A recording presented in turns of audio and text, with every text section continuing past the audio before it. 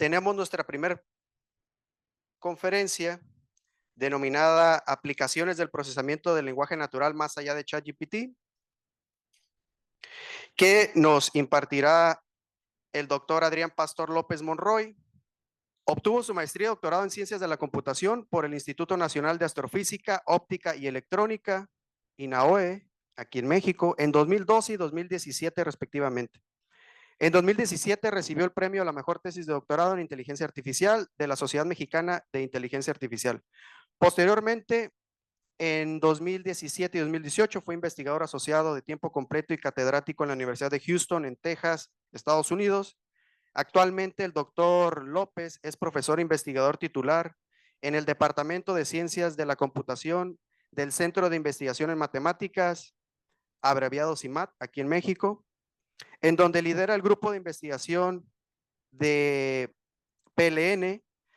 Sus áreas de investigación son el Deep Learning para el procesamiento del lenguaje natural y desde 2013 ha liderado participaciones en competencias de aprendizaje de máquina en los foros europeos Conference and Labs of the Evaluation Forum, CLEF-PAN, y en el Iberian Language Evaluation Forum, IBER-LEF, ganando el primer lugar en diversas ediciones en España, Inglaterra, Francia y Grecia.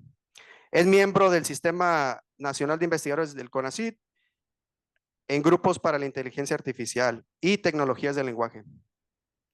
Actualmente cuenta con más de 60 publicaciones arbitradas en revistas, conferencias y capítulos de libros, así como con más de 1,300 citas y un índice H19. Y pues con todo esto le damos la cordial bienvenida al doctor Pastor López y para que nos presente este título tan novedoso. Bueno, agradezco la invitación a su coloquio y bueno, vengo a platicarles un poquito del área de procesamiento del lenguaje natural. Voy a hacer lo más breve posible respecto a eso y me voy a centrar en algunas aplicaciones y cosas que nosotros hemos hecho por acá.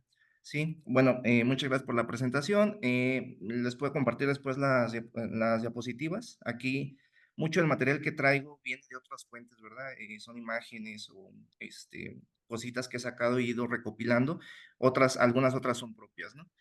Pero bueno, a ver, en procesamiento del lenguaje natural, digamos que ha sido un área, digamos, de antaño en inteligencia artificial que ha venido tomando pues cada vez más relevancia, ¿no? Especialmente en los últimos años, la inteligencia artificial se ha acercado mucho más a poder romper lo que es como el test de Turing, ¿no? Lograr digamos, engañar a un humano a través, por ejemplo, de una conversación, en muy pocas palabras. Pero digamos que todo este boom del procesamiento del lenguaje natural ha venido gracias a toda la digitalización de la información y muy en específico, pues hoy en día las redes sociales, ¿no? Al principio, pues todo empezó como queriendo digitalizar, digamos, lo que existía, pues en las bibliotecas, en los archivos, ¿verdad? Y luego hubo otro como empujón, pues gracias a todo el Internet.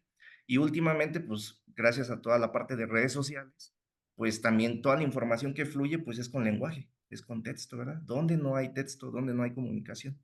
Entonces, ese interés por analizar y estudiar y entender todo lo que la humanidad está escribiendo, pues le dio un empujón más todavía al procesamiento del lenguaje natural.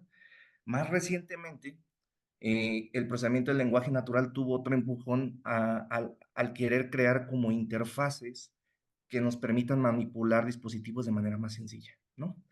Podemos verlo como en la historia, ¿no? Las televisiones al principio, pues nada más tenían dos perillas y un botón, encender, cambiar de canal y el volumen, ¿verdad? Pero esto fue evolucionando. Luego salieron, pues, unas que eran más avanzadas. El control remoto ya tenía un montón de botones que ni siquiera yo sé para qué sirven. Luego salieron los smartphones, las smart TVs. Y todo eso se volvió, pues, ya más complejo, ¿verdad? Bueno, ¿por qué no hacer una interfaz con lenguaje natural, donde yo le pueda hablar a la computadora, me pueda responder y podamos entendernos mucho más fácil, ¿no? El lenguaje natural, pues, es el medio principal de comunicación que tenemos los humanos. ¿A qué me refiero con lenguaje natural? Bueno, con lenguaje natural me refiero a lo que usamos nosotros día a día, ¿sí? Al inglés, al español, al portugués. Y al español también, digamos, el lenguaje es muy regional, ¿no? Eso hace también que el análisis que se haga en un lado o el modelo que se haga en un lado no necesariamente va a funcionar en otro. Es tan fácil, o sea, llega aquí una persona de Ensenada y hay términos que yo no le entiendo. llega alguien de Yucatán y hay ciertas palabras que usa y que yo no conozco. Ahora, oye, ¿qué significa eso? Le pregunto a alguien que es de Chiapas. ¿Por qué? Porque es muy regional. Es el lenguaje, pues, natural. Y digamos que este lenguaje natural, a diferencia de los lenguajes artificiales, pues, como los lenguajes de programación, pues evoluciona también, ¿no? A través del tiempo. Aparecen nuevos términos. ¿Qué significa googlear? No existía antes. ¿Qué significa COVID? ¿Verdad? Algunos términos o tendencias se hacen más populares, entonces también es como temporal, ¿verdad? Evoluciona. Y es difícil de representar por medio de reglas fijas, ¿no? Es muy variable, es muy dinámico. Cada vez usamos nuevas expresiones y composiciones entre lo que nosotros hablamos. Entonces, imagínate, ¿cómo podríamos modelar eso? Pues para que una computadora lo pueda entender, ¿no? Eso es lo que nosotros tratamos de hacer en procesamiento del lenguaje natural, modelar y tratar de, pues, hacer ciertas predicciones, extraer patrones, etcétera, ¿sí? En lenguaje natural, entonces, pues los modelos que pueden procesar secuencia son muy populares, ¿no? Y es muy interesante ver la evolución como de la historia, digamos, generalmente como de IA y luego especializándote en lenguaje y luego en visión. Es interesante ver cómo hace unos años, no sé, quizá unos 10 años todavía, 15, la gente de visión y la gente de lenguaje eran como dos tribus separadas, que sí usaban algunos modelos como en común, pero digamos, la gente de visión tenía que saber mucho de cosas especializadas en visión, como cosas de descriptores, ¿verdad? Cosas de modelos específicos para representar a las imágenes. Todavía es importante, todavía es relevante, pero la gente del lenguaje tenía que especializarse ahora también un poquito en la parte lingüística, ¿verdad? Tenía que entender un poquito, pues, acerca de cómo se conformaban las oraciones, cómo estaba ese problema del lenguaje, ¿no? Pero conforme va avanzando la inteligencia artificial, los modelos, digamos, de deep learning hoy en día, pues procesan y hacen los dos pasos al mismo tiempo, ¿no? Ese paso que estaba separado de hacer una representación y luego dárselo al modelo, como que ya se hacen en la misma, se aprende la representación y luego ya también se aprende la tarea que quieres, ya sea clasificación, ya sea segmentación, ya sea predicción de la siguiente palabra más probable. Entonces, como que se empiezan a mezclar mucho los modelos que utiliza tanto un área como la otra y se empieza a converger pues, a lo que son hoy en día pues, todos los modelos de aprendizaje profundo. ¿Verdad? Y en particular pues viene con la culminación pues de los últimos modelos como el Transformer, como el Stable Diffusion, que son los más populares pues hoy en día, ¿no? Y el bloque principal de otros modelos como los modelos GPT, ¿sí? Bueno, entonces, de manera general, podemos decir que procesamiento del lenguaje natural es un área muy análoga o hermanita de computer vision, ¿no? Nada más que en lenguaje natural queremos hacer reconocimiento de patrones y aprendizaje automático aplicado a caracteres y palabras, ¿no? Mientras en computer vision, pues la unidad de trabajo podríamos decir que podría ser como el píxel, ¿no? Los píxeles. Y bueno, muy similar, pues en Deep Learning, en lenguaje natural, pues los modelos no necesariamente tratan de emularlo como lo haría un humano, ¿no? Son arquitecturas muy distintas. Y el objetivo, digamos, de estas arquitecturas, pues es este. El objetivo es aprender estructuras y dependencias, es decir, regularidades, patrones del lenguaje escrito o hablado, o el lenguaje grabado en video, porque pueden ser señas, por ejemplo, ¿verdad? O el lenguaje no hablado. Más bien como, por ejemplo, si te ponen un sensor ahí en la cabeza, pues al final de cuentas también puedes censar el lenguaje no hablado, ¿verdad? Por las señales del cerebro. Entonces, es un área muy importante de investigación y que está tomando mucho empuje hoy en día, ¿sí?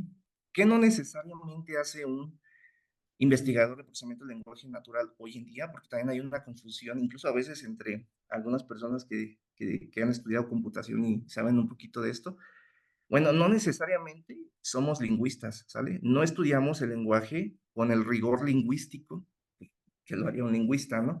Nosotros tenemos hipótesis de que el lenguaje, una palabra es similar a otra simplemente porque aparecen en contextos similares, por ejemplo, ¿verdad? Porque andan ocurriendo y concurriendo con otras palabras similares, entonces podemos calcular una distancia y son palabras similares, ¿verdad? Por eso no le digas a un lingüista eso, porque me va a regañar, o sea, es otro punto de vista, ¿sí? Tampoco necesariamente hacemos pues compiladores y autómatas para procesar lenguajes de programación, ¿verdad? Solo comentarlo. Y bueno, antes de pasar a la siguiente, es muy interesante, por ejemplo, si han escuchado del conjunto de datos ImageNet, pues es justamente algo que se construyó inspirado en algo que existía antes en el lenguaje, que se llama WordNet, que es una categorización que hicieron los lingüistas y la gente del lenguaje para tratar de organizar el conocimiento humano, en donde pues en ese modelo cada nodo era una palabra y las aristas pues eran relaciones que representaban, digamos, las palabras entre ellas, ¿no? Y entonces de ahí ya después evoluciona y para los modelos de visión pues se propone algo eh, más o menos similar que es WordNet. Bueno, lenguaje natural, pues entonces son aplicaciones de inteligencia artificial aplicadas al lenguaje. ¿Qué cosas? Traducción máquina, reconocimiento de voz, recuperación de información, lo que hace Google, dado una consulta, quiero recuperar documentos, chatbots, ¿verdad? Reconocimiento automático de la escritura, síntesis de voz, minería de texto, etcétera. Bueno, entonces, usualmente, pues en lenguaje natural, lo que nosotros tenemos es que recibimos la información, por ejemplo, el texto, construimos algún modelo que haga algún análisis específico y luego hacemos la predicción según la tarea específica que queramos resolver, ¿sí? Muy similar a como lo harías, pues también, por ejemplo, si estás en visión o en señales, si quieres hacer clasificación. La cosa con el lenguaje, pues es que es muy ambiguo, ¿verdad? Y quizá eso es uno de los primeros retos que se trataron de solucionar en cosas del lenguaje natural. Lo que pasa es que cada palabra puede ser usada de diferente forma. Por ejemplo, en la primera oración, el habla es un medio de comunicación, o en la segunda, cuando el ponente habla, pues el mismo símbolo, el mismo objeto se usa de distinta forma. Tienes mucha ambigüedad. Es una ambigüedad léxica. La palabra solo puede significar distinta cosa según la uses. Y pues hay otras ambigüedades, ¿verdad? Para variar, como la ambigüedad sintáctica. Si yo digo, veo un gato con el telescopio, ¿qué debería de entender la máquina? ¿Que está viendo un gato que está viendo a través del telescopio o que hay una persona que está diciendo que ve un gato a través de un telescopio? ¿Sí? O si dices, por ejemplo, ah, mira, el pavo está listo para comer. ¿Qué debe de entender la máquina? ¿Que hay un pavo listo para comer o que hay un pavo que va a comer? Esa ambigüedad, digamos, semántica, ¿no? Que depende un poco más de esa semántica que esté sucediendo. O la ambigüedad de referencia. Si le das esta oración a la computadora y le dices, oye, ¿cuánto tomó la torta de la mesa? Y la comió. ¿Qué se comió? ¿Cómo harías un algoritmo simple que pueda resolver eso, que sepa que las mesas no se comen, ¿verdad? Tiene que tener contexto. Tienes que enseñárselo de alguna forma. Lo mismo si le preguntas qué limpió, tiene que tener contexto de que la mesa es la cosa que limpió. ¿Cómo aprendes eso? Con muchos ejemplos, con muchos datos, viendo cómo se utilizó cada uno de los términos, ¿verdad? Con muchos datos de entrenamiento.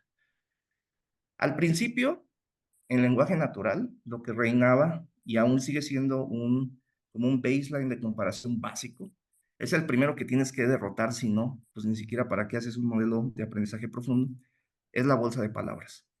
¿Qué hacíamos? Si queremos hacer, por ejemplo, clasificación de texto, organizar ciertos documentos en categorías específicas, por ejemplo, deportes y religión, pues lo que hacíamos era como representar a los documentos con histogramas, ¿no? Cada documento es un histograma en donde cada una de los elementos del histograma son las palabras que ocurren en el documento y marcas de alguna forma la frecuencia o la presencia o ausencia de esas palabras en el documento.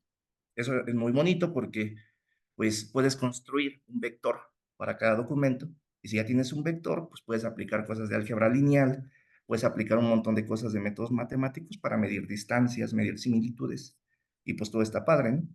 Entonces la idea de tener un vector de documento donde cada dimensión sea una palabra y el contenido de esa sea su frecuencia, por ejemplo, nos permitía ya después usar todo el compendio de algoritmos de aprendizaje en máquina, ¿no? Muy padre. Sin embargo, pues en lenguaje tienes un montón de problemas, porque hay gente, por ejemplo, que en redes sociales usa prácticamente otro tipo de lenguaje, ¿no? Escriben como quieren y es lenguaje que se está utilizando por las personas y es lenguaje que hay que tratar de entender y modelar. Entonces, si dices que cada palabra tiene una representación, pero tienes que cada palabra puede ser escrita de prácticamente infinitas formas, por ejemplo, la palabra todo, o la palabra todo con tres O's, o la palabra que con K, o la palabra y, con I a veces y a veces con Y. ¿Qué te ocasiona eso si usas una bolsa de palabras? Pues una explosión del vocabulario.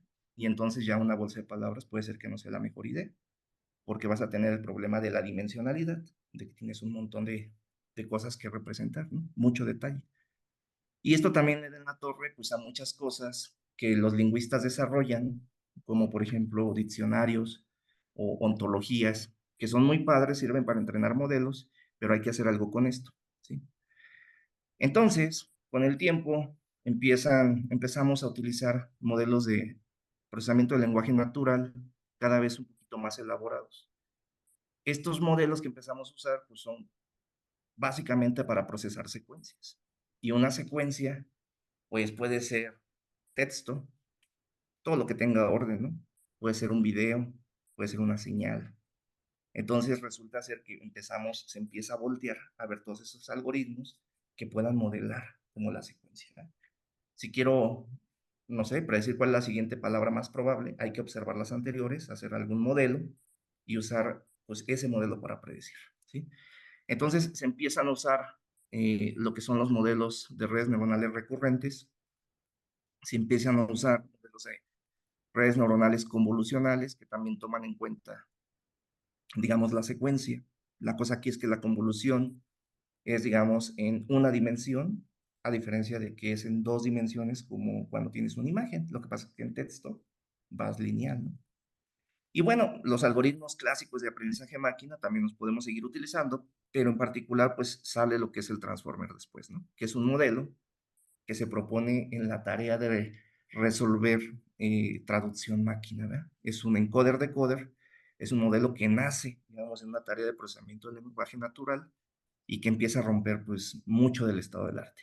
Realmente, en lenguaje natural, el punto de inflexión más fuerte, desde mi punto de vista, lo tenemos cuando sale el transformer, a diferencia de computer vision en deep learning, que es cuando sale la red neuronal convolucional.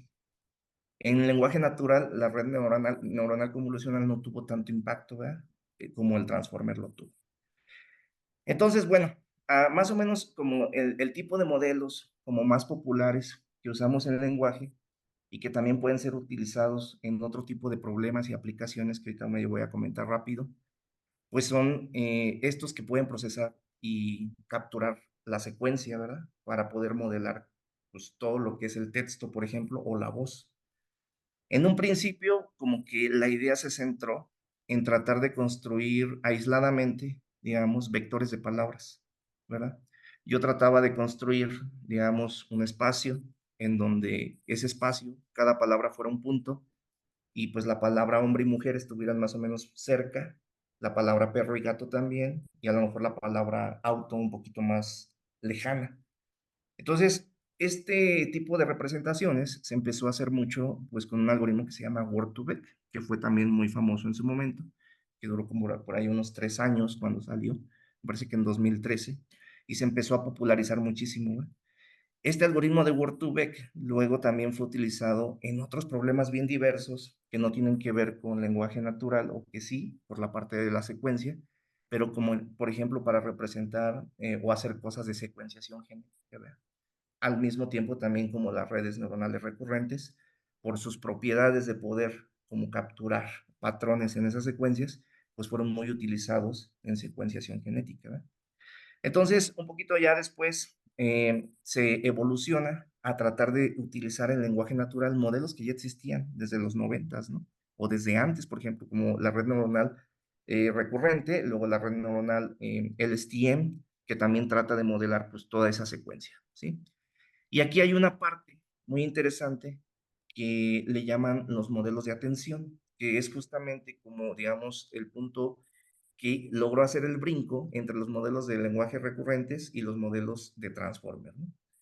Se propone el Transformer en 2017 y tienes como esta parte como de atención que luego evoluciona al último modelo que está, pues que es el Stable Diffusion, muy popular ahorita en Computer Vision y que también ya está brincando un poquito a la parte de aplicaciones de lenguaje natural. Pero bueno, a ver, en CIMAT nosotros trabajamos en diversos problemas aplicados, digamos, a tareas muy específicas, utilizando todos los algoritmos que puedan ser para procesamiento de secuencias. Y entre algunas de las tareas que nosotros usamos, pues, que nosotros hacemos son cosas como análisis de textos en redes sociales para tratar de detectar, por ejemplo, cosas de depresión o anorexia o autodaño en personas que escriben, pues, post en estas plataformas de redes sociales, ¿no? También utilizamos, por ejemplo, algunos algoritmos, igual, viene siendo el mismo modelo como recurrentes, como transformers, para modelar video o para modelar voz o para hacer métodos como multimodales, digamos, que puedan tomar en cuenta distintos canales de información. De tal forma que tratas de hacer, por ejemplo, una predicción basada en distintos canales de información que tienes, ¿no? Uno más o menos popular, pues por ejemplo, es videos en juicios que tenemos etiquetados y tratamos de ver patrones entre el video, la voz y lo que se dijo en ese juicio para ver si podemos predecir un poco la etiqueta, que es como la sentencia que se dio, ¿no? Es un dataset muy particular, muy específico, no es tan grande, pero bueno, muestra un poco cómo podemos usar algoritmos de lenguaje natural, que son los mismos para procesar texto, para procesar video y para procesar señales, ¿sí? Tenemos más o menos también cosas de audio, video y texto, como para hacer predicción del género de la película, por ejemplo, de forma automática. Utilizas los subtítulos, utilizas el video, utilizas la señal de voz que tienes para poder hacer esa predicción y hacer un modelo un poquito más robusto, ¿sí? También un poquito ya más tradicional, pues todo lo que es, por ejemplo, análisis de redes sociales en Twitter. Utilizamos los mismos algoritmos para procesar secuencias y para hacer la predicción, por ejemplo, del perfilado del autor. Por ejemplo, como el género, como la edad. Y todo esto como para sacar información de redes sociales que te puede interesar a ti. No sé si eres una empresa, por ejemplo, quieres saber quién está comprando tu producto, a quién le gusta más este producto particular, a un hombre, a una mujer, de qué edad, ¿verdad? Entonces, bueno, proyectos particulares que hemos estado trabajando y que tienen que ver un poquito con la parte del lenguaje natural o que tienen que ver con la parte de modelado de secuencias. Tenemos, por ejemplo, este que estamos iniciando, que tiene que ver con construir un modelo de lenguaje basado en pictogramas. Está esta empresa del CONACYT en donde se quiere proponer, bueno, la empresa que propuso la construcción de los ventiladores, pero lo que quieren ahora es un pequeño sistema en donde sea un modelo de lenguaje tal cual como el que tienes en el celular, que te ayude a generar mensajes de forma más rápida, pero en vez de que cada cosa que teclees sea una letra, pues en este caso sería un pictograma, ¿verdad? Un pictograma que una persona está seleccionando de alguna forma, ¿sí? En principio lo puedes ver como si fuera una tableta y la persona está seleccionando el pictograma y quieres formar un mensaje, pero lo quieres formar más rápido, ¿verdad? Pero pues puede ser también una persona que a lo mejor tiene alguna enfermedad que no le permite mover las manos ni los pies y a lo mejor está seleccionando el pictograma a través de una cámara con visión computacional. Selecciona algunos pictogramas y pues le quieres ayudar, ¿verdad? Le quieres ayudar a que pueda formar más rápidamente el siguiente pictograma de un grupo que son más probables, tal cual, el modelo de lenguaje del celular. Entonces hay que desarrollar el vocabulario de todos los pictogramas, hay que categorizarlos, hay que ver qué significan y hay que ver cómo mostrarlos. Hay que entrenar un modelo secuencia a secuencia, que aprenda pues un poquito cómo se estructuran los mensajes, primero en texto y luego cómo podría mapearlos para hacer un mensaje basado en pictogramas, ¿eh? Y a lo mejor en una etapa posterior, pues que ese mensaje en texto se pueda convertir a voz y pues ya sea un poquito más rápido y más fluida toda esa comunicación, ¿sí?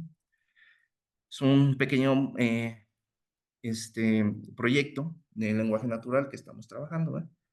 Otro que estamos trabajando, como con aplicación también de usar varios tipos de modelos que puedan procesar secuencias, es uno que tenemos en conjunto con el doctor Esaú, que está en IDIAP, en Suiza, y que lo tenemos en conjunto también, somos tres instituciones, el CIMAT, el IDIAP y el Instituto Nacional de Psiquiatría Ramón de la Fuente Muñiz, que es digamos, la máxima autoridad en temas de psiquiatría en México, un instituto de salud de investigación en el tema.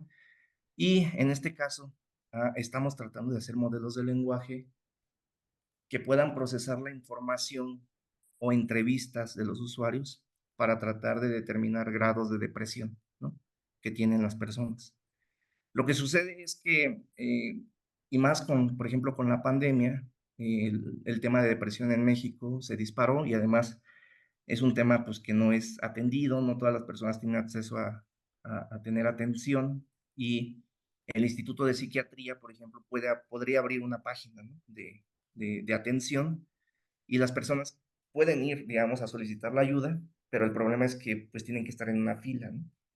Y el Instituto de Psiquiatría pues tiene que ver uno por uno, digamos, para ver si sí requiere atención o no, y si sí lo canaliza, pero tiene que ir revisando uno por uno. Con un sistema automático, por ejemplo, un chatbot que pudiera analizar ciertas respuestas a preguntas específicas, que si le das acceso a ciertos mensajes o cosas que tú hables, podría decirte qué nivel de depresión tienes más o menos rápido y a lo mejor hacer alguna especie de selección o entrevista de triaje en donde puedas decir, mira, de todo este puño son un montón que están formados, pues a lo mejor los que requieren atención más inmediata son estos, inmediatamente, ¿verdad? Y hacer un paso más para ver si efectivamente lo necesitan, ¿no?, y que se les dé atención médica. En ningún momento se quiere reemplazar al médico o al clínico, sino más bien ayudarles a decir, oye, mira, aquí hay algo muy importante, ¿sí? Es un proyecto muy bonito, muy padre, y justamente eh, el Ministerio de Ciencia de Suiza nos acaba de aprobar a 500,000 francos para trabajar en este problema, y muy particularmente ahora, por ejemplo, lo que nosotros requerimos más en la parte de CIMAT, que vamos a hacer la parte de cómputo, es poder de procesamiento, ¿no? Y poder de procesamiento actual, ¿no? Entonces, por ejemplo, tenemos por ahí una buena parte del presupuesto asignado para hacer cómputo en la nube, ¿sí? Cómputo en la nube. Hay otros más trabajos que nosotros hemos hecho en lenguaje natural, pero los mismos modelos los puedes aplicar a otros problemas y de hecho están siendo aplicados en otros problemas, ¿sí? Siempre y cuando sea la tarea como de procesar secuencia o tratar de modelar la secuencia, extraer patrones, ¿verdad? Todo lo que tenga que ver con señales, con voz, con video, pues pueden ser procesados de muy buena forma con este tipo de modelos y también de forma pues más o menos eficiente si tienes por ahí el hardware adecuado, ¿no? Tenemos, por ejemplo, algunos estudios de estos modelos de secuencia para tratar de analizar distintos problemas pues, que nosotros nos han interesado. Por ejemplo, en algún momento descargamos un montón de reviews de la página de TripAdvisor de aquí de Guanajuato capital. Como saben, es una ciudad muy turística, tienes el Museo de las Momias, el Teatro Juárez, la Basílica Colegiata, etcétera, pues que visitan turistas de todo el mundo, ¿eh? Y entonces, pues tienes un montón de opiniones. ¿Qué piensa la gente? ¿Qué piensa la gente de cada uno de los lugares? ¿De qué se quejan más las mujeres? ¿De qué se quejan más los hombres? ¿Qué les gustó más? ¿Qué lugar es más atractivo? ¿Cuáles son los puntos de mejora, verdad? Todo esto este tipo de métodos que analizan cosas de forma masiva, que ya existen en las redes sociales y que puedes bajar de forma automática, pues si son aprovechados de forma, digamos, adecuada, pues podrían ser buenos puntos para tomar decisiones públicas, ¿no? O políticas, digamos, en cuestión de mejora en la parte del gobierno para que pueda apoyar distintos sectores, ¿no? Entonces, aquí, por ejemplo, no sé si se alcanza a ver, pero es un poco el sentimiento de la opinión sobre las personas, sobre distintos sitios turísticos de Guanajuato, y puedes ver tendencias, ¿verdad? A través del tiempo. Por ejemplo, desde el 2010, desde el 2015, 2020. Ahora sería interesante cómo le fue en la pandemia, ¿verdad? Cómo bajó, qué subió y cómo estamos ahorita. Otros métodos para procesar secuencia, o muy parecidos, digamos, pero basados en redes neuronales recurrentes, por ejemplo, los hemos utilizado nosotros para tratar de analizar qué tan bien conduce la gente, ¿no? Hay conjuntos de datos en donde pues ya tienen censado por un montón de conductores a través del acelerómetro del celular trayectos de las personas, ¿verdad? Y también a veces pueden censar, pues, puedes tratar de predecir, por ejemplo, el tipo de camino en el que se está conduciendo, qué tan agresivo es la conducción, por ejemplo, de las personas, qué tan agresivo suele dar la vuelta a la izquierda, qué tan agresivo suele dar la vuelta a la derecha. Y entonces, como son datos que tienen secuencia, pues entonces puedes aplicar los mismos modelos de lenguaje natural, tal cual. O sea, nada más hay que parametrizarlos un poquito de acuerdo al tamaño de los datos, pero pues puedes aplicar un transformer, ¿verdad? En este particular, nosotros aplicamos redes neuronales recurrentes, pero una oportunidad podría ser aplicar el transformer, ver si realmente es mejor que una red neuronal recurrente, que es como el modelo anterior, y ver qué tal se comportan. También, por ejemplo, bueno, lo que les decía, análisis masivo de la opinión de las personas o tratar de predecir perfiles en redes sociales porque te interesa por algo. Digamos, ¿quién está comprando más mi producto? Es lo que les decía. Hombres de tal edad o mujeres de tal edad. Vamos a pensar en este dataset a ver cuáles son el tipo de imágenes que publican más las personas de 35 años en Twitter, ¿no? Ah, pues mira, publican más cosas de libros, de comida, salidas con sus amigos. Y las personas mayores, bueno, pues en este dataset particular, pues eran cosas de deportes, fotos con sus perros, juntas de trabajo, ¿verdad? Etcétera. Entonces, son los mismos modelos en los tres problemas, muy distintos. Nada más hay que entender un poquito el problema y hay que ver cómo parametrizar ese modelo, ¿verdad? Ya sea una recurrente, ya sea un transformer, pero todos tienen la característica de poder modelar secuencias, ¿sí? Y bueno, hay muchos problemas que son como con aplicación en lenguaje natural. Marca algunos de ellos, ¿no? Entonces, por aquí se las dejo por si le quieren echar un ojo a algunas de estas. En particular, pues aquí en CIMAT nosotros tratamos siempre de hacer investigación un poquito aplicada y tenemos colaboración con varios grupos ahí, ¿no? Por ejemplo, participamos en cosas con Tamar Solorio, quien está en Emiratos Árabes, en Abu Dhabi. Tenemos para hacer estancias, intercambios. Incluso ahorita un estudiante justamente se va a ir a hacer el doctorado. Con el doctor Alejandro Rosales Pérez, que está en CIMAD Monterrey, justamente tenemos aprobados uno de los pocos proyectos por CONACYT en ciencia en frontera, justamente en descubrimiento de redes neuronales eficientes y efectivas, ¿no? Y bueno, en general son algunas de las aplicaciones. Este es mi correo, por si tienen alguna duda después me quieren contactar, pastor.lopez, y pues sería todo de mi parte. Muchas gracias. Muchas gracias, doctor, por esta plática tan interesante que nos permite comprender un poco más de lo que, del tipo de investigación que hace. Tenemos tiempo para algunas preguntas, ya sea de manera virtual, que nos apoyen leyendo el chat o aquí alguien que levante la mano, por favor. Buenos días. Claro. Me llamó la atención que comentabas, que era necesario colaborar con tus colegas de Suiza por el poder de cómputo, ¿no? Pero no sé si es por una cuestión de costos, porque bueno, hay muchos servicios, ¿no? Que se ofrecen para eso. Nada más si nos pudieras profundizar un poquito en ese detalle. Sí, digamos, ahí el poder de cómputo es necesario porque a pesar de que nosotros tenemos acceso, por ejemplo, al clúster de CIMAT, que son varios nodos con doble tarjeta NVIDIA GPU pues que son bastante decentes.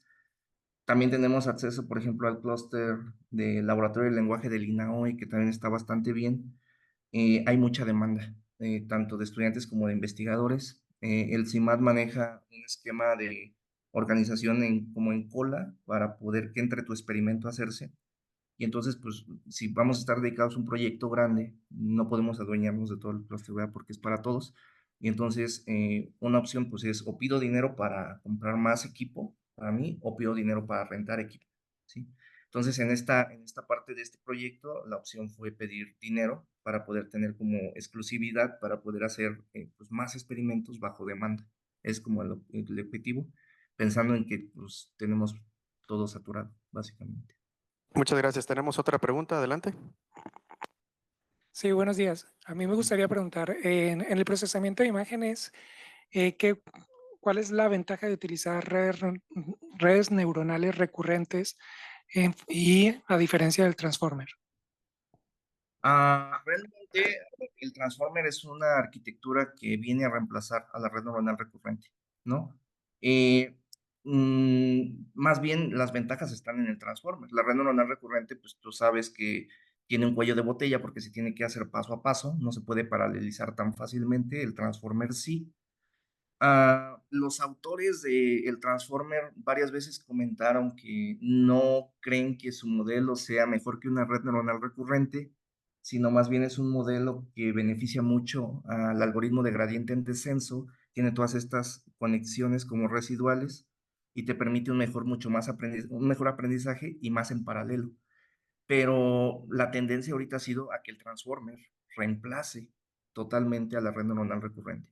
Prácticamente todo el trabajo de investigación en curso que nosotros tenemos usa 100% el Transformer o el Diffuser, ¿sí? Entonces, no sé si hay alguna ventaja. Quizá podría ser por ahí, quizá, si tienes un conjunto de datos muy pequeño de imágenes en el que es más difícil entrenar un transformer, porque cierto es que esas arquitecturas necesitan más datos, más iteraciones, más ejemplos que ver para poder converger a un buen modelo, pues entonces puede ser que una arquitectura un poquito del nivel anterior, como la recurrente, pueda ser mejor, ¿verdad? Es como lo que yo diría. Muchas gracias, doctor. Tenemos una última pregunta. Sí, muchas gracias por la presentación, ya que el título de la charla decía más allá del chat GPT, desde tu perspectiva, ¿cuáles son las mejores aplicaciones más allá de usarlo como un asistente conversacional que ha tenido esta tecnología? Ayer tuvimos 2 talleres, uno para aprender a programar en R, otro como asistente en revisiones de literatura científica.